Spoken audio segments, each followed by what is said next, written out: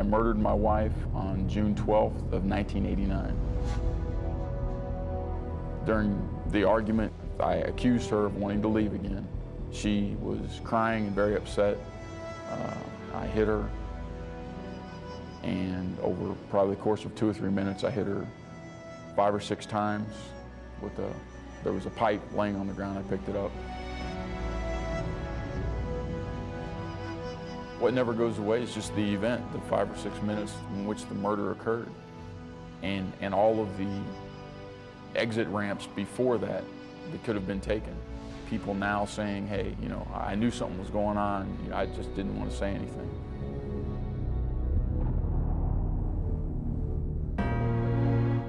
None of our family members thought that he would ever hurt her. But now that we look back, you know, there were signs that he could have, you know, and he ended up doing it.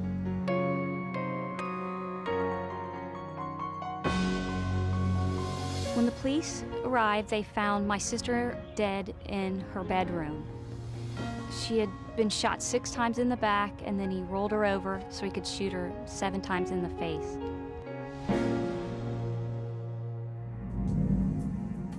My daughter died with one hell of a secret. We did not know of abuse before she died. When your kids are missing, you just do anything to try and find them, and that's what we were doing. We were calling everyone in every place we could think of, and I'd say within 2 hours, we were on the phone calling the police. Not John Bro, me. Called 911, reported her missing. In reality, he had murdered Shannon and Alexandra, and he took them to I-71, and he left them there, not to be found until Monday. During the days that we searched for my daughter, I never forget, on a Saturday, he sat right here at the table, and he was trying to figure out how to pay a speeding ticket. And he said, well, Shannon always did this for me. It was just like nothing happened.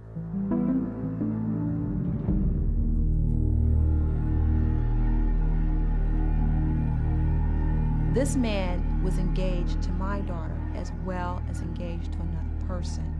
And for whatever reason, he wanted the best of both worlds. My daughter's situation was where she had made up her mind that night that he took her life, that she wanted out of this relationship, she was going to have this baby, and she was going to raise this baby on her own. When a relationship becomes abusive, we as women will sometimes think it's our fault, that if we hadn't done this, if we weren't on time to different things, this would not have happened. No, it is not our fault. The thing that we need to realize that when the relationship does become abusive, we need to get out. And getting out is the part that's the hardest. What's going on in a domestic violence relationship is one person has total control over the other. And when that person, the victim, tries to leave that relationship, the batterer loses that control. And it's either when she's attempting to leave or she leaves when she's in the most danger. So it's very important that we have been able to create a place where women can feel safe, they know that no one else is in danger, and they are really out of the abusive relationship. And save my family from death. I had called a helpline, a domestic violence helpline, and they directed me to the battered women's shelter. It was extremely important that I be able to have a place that didn't involve any people that he knew, and that the YWCA provided that.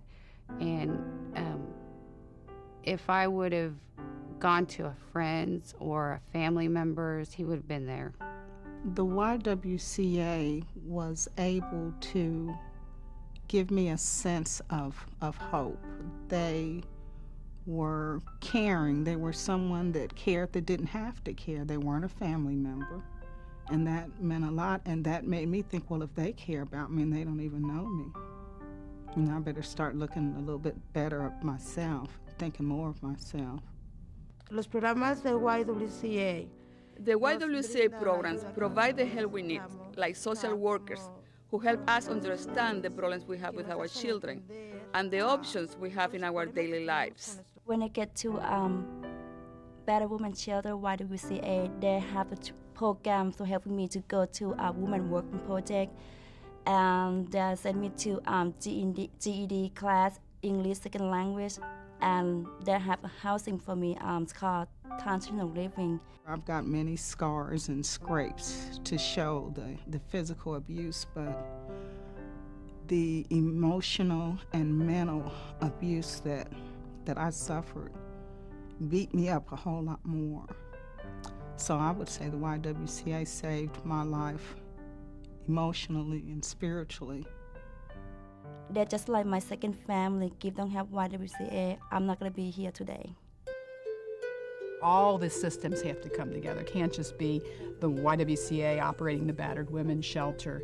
It has to be the court system, the police, the medical community, the clergy. It has to be a comprehensive response to domestic violence. When you're in a violent relationship, get out. It's not love. It may appear to be love, but people, if they care for you and they love you, they don't abuse you. I think for the women who are living this and living it in secret, please tell someone. If you don't have family and friends, go to a shelter, please. Save yourself.